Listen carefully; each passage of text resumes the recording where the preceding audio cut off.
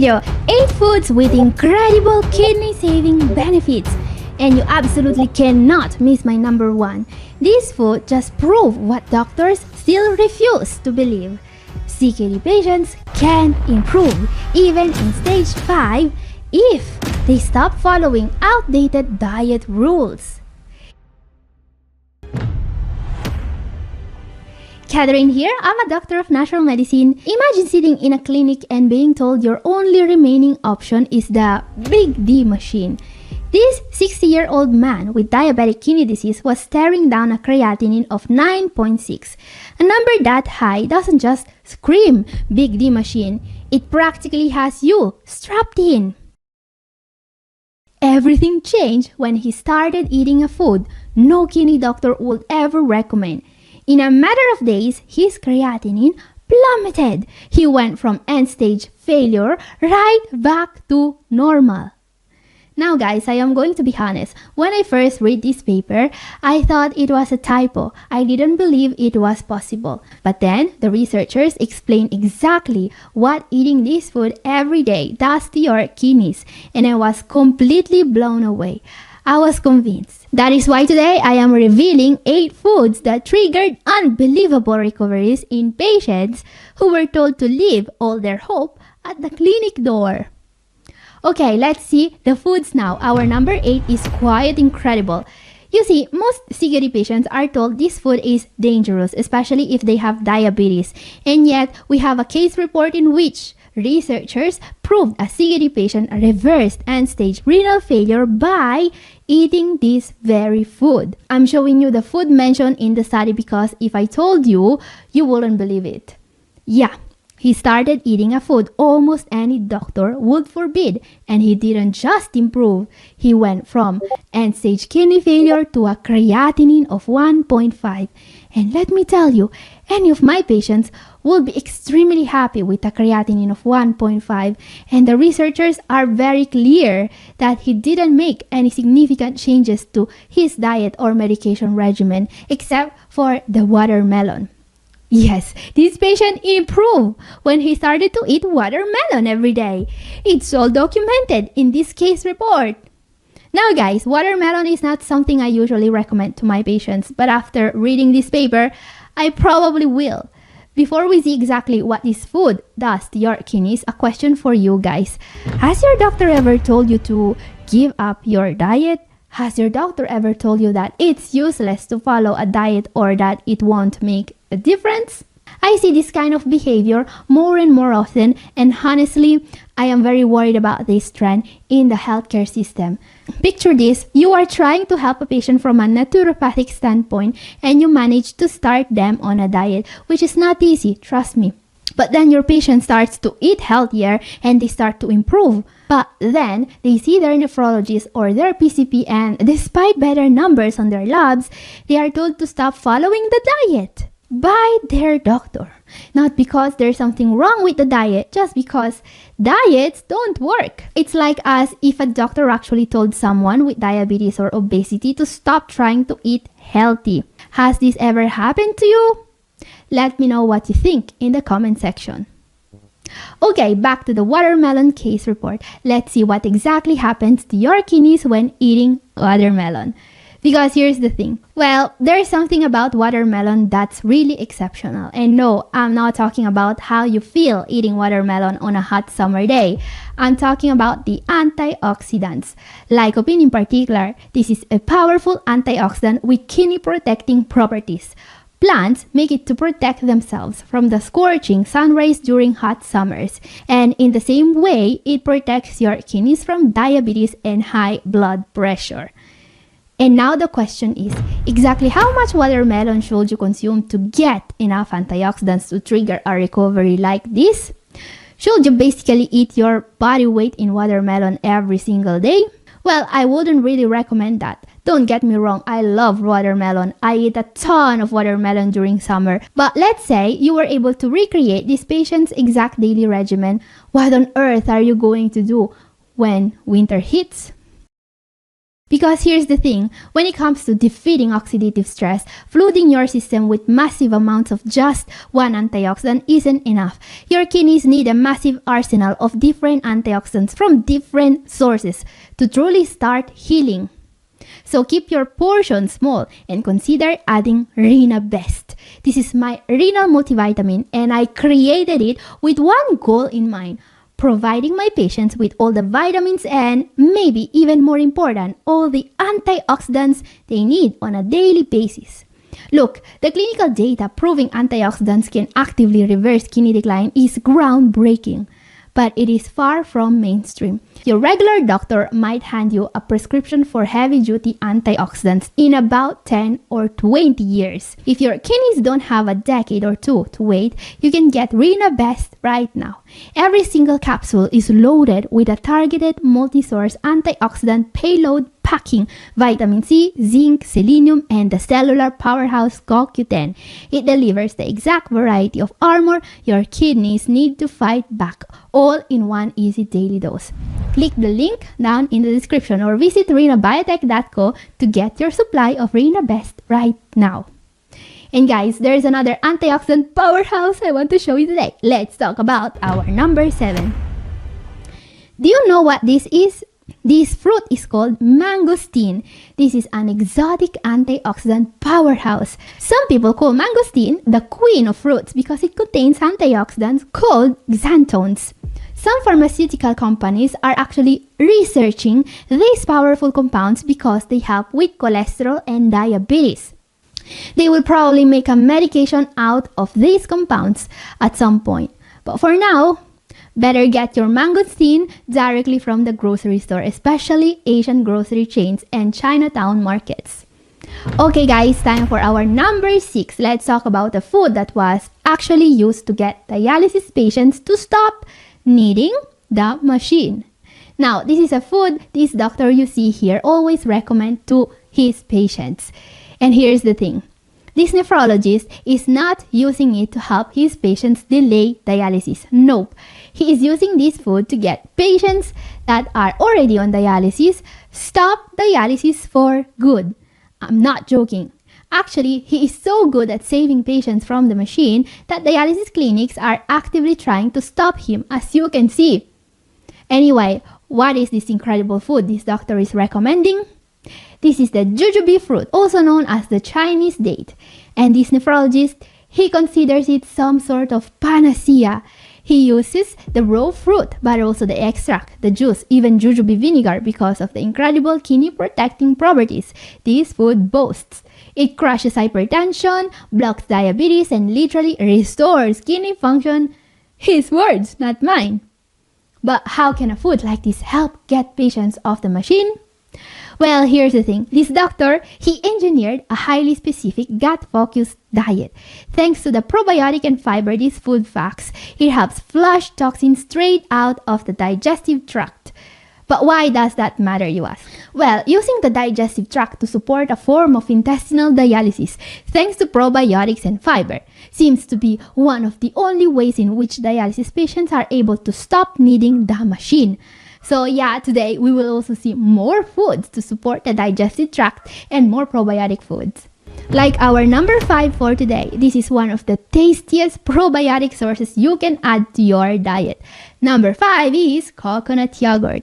Guys, if we go back to the work of the nephrologist who is getting his patients off dialysis, we will notice that jujube is not the only probiotic food he recommends.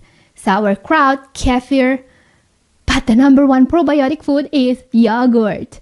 Now guys, if you have been following me here on Double O Kidney at all, you probably already know that I consider dairy a no-no.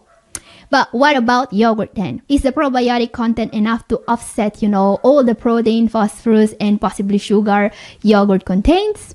Well guys, not really. There's really no offsetting protein and phosphorus no matter the amount of probiotic you get. Because otherwise, nobody will need a low protein diet, right? You will just take 2 more Renabiotic pills a day and it will be fine. But it isn't. And don't get me wrong, probiotics can help. But it's even better if you can get them phosphorus free. This is why I recommend coconut yogurt. The best brands will still put live probiotics in it, just like regular yogurt, but without the protein and phosphorus overload. Now guys, when buying coconut yogurt, always double check the label, alright? If you see phos or added sugar, don't buy it. A good coconut yogurt should be made from just 3 ingredients. Okay guys, up next, number 4, this is a real master of all trades, because you see, our next answer is not just going to help you get a ton of kidney protecting antioxidants, including some extra lycopene, vitamin A, vitamin C, and vitamin E. It's also going to help people with digestive problems and high potassium levels. How is that even possible? Well, let's take a look at an incredibly underrated superfood, the papaya. Now, despite being an antioxidant powerhouse, this is not even the best property this fruit has. You see, I recently recommended papaya to one of my patients who was suffering from high potassium levels. Okay, and now you might ask, but Catherine, my doctor told me to avoid exotic fruits. Why are you recommending papaya? Well, let me explain. The truth is, avoiding fruit doesn't really solve the cause of high potassium.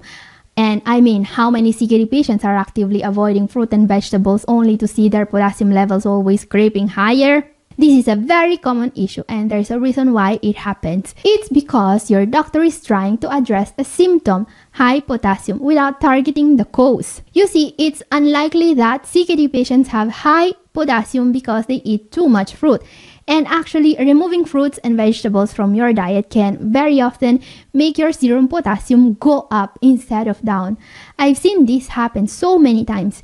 Your doctor forbids you from eating fruit and vegetables, and just like that, you're now on an active waiting list to use the bathroom. Your potassium then goes even higher. You get a potassium binder, and at that point, your bathroom visits become as rare and mythical as a lunar eclipse. This is not just my clinical experience, by the way. As you can see, it's a well-known problem in medical literature. But why do we even care if a patient is constipated? So here's the thing. When the kidneys are failing, the body uses the digestive tract to remove some of the substances the kidneys usually filter. Not just toxins like picrecyl and indoxyl sulfate, but also creatinine and potassium. And this is exactly why eating papaya can help. Eating papaya made a huge difference for my patient because it helped with what was actually causing high serum potassium levels. Constipation. You see, papaya is not just a fiber powerhouse, it also packs pepin, a digestive enzyme that can really get things moving. And while if you're seriously back up, you probably need a laxative. This fruit can really help skip this infernal carousel entirely. Okay, number 3. I have another patient story to share and another unexpected kidney saving food. Number 3 is eggshell. Because, you know, some people eat the yolk and discard the white. Others eat the white and discard the yolk. But my patient, he decided to eat the shells and discard everything else. Today, I want to share with you why that might be the best possible choice for many CKD patients. Let's talk about one of the most dangerous kidney toxins, phosphorus. So I had a patient a while ago who was having low serum calcium and high serum phosphorus. High serum phosphorus is one of those complications I see too many doctors ignore. And that's a problem, especially if you like having functional bones. You see, when your phosphorus intake is too high for the stage of CKD you are in, or if you still eat animal-based foods, your body is forced to find some calcium to remove this toxin, alright? And do you know where your body stores calcium? In your bones.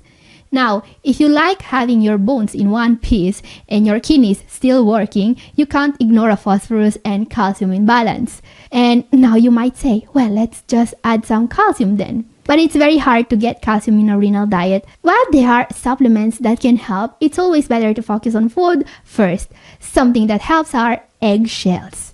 The eggshell is mostly calcium, and by preparing eggshells like you see on screen, you could add a bit of calcium to your meals without relying on supplements. Okay guys, time for our number 2. Let's talk about one of the best advices I give to all my patients who need to lose weight. And if you need to gain weight instead, feel free to skip to number 1 now, because our number 1 is all about gaining weight. And believe it or not, for some patients, gaining weight can be a real lifesaver. But before that, let's talk about one of my favorite weight loss hacks, the honeydew melon. This is the first food I stock when I start a weight loss diet. What? Now guys, many people, when I tell them to eat more melon to lose weight, they look at me like they've seen an alien.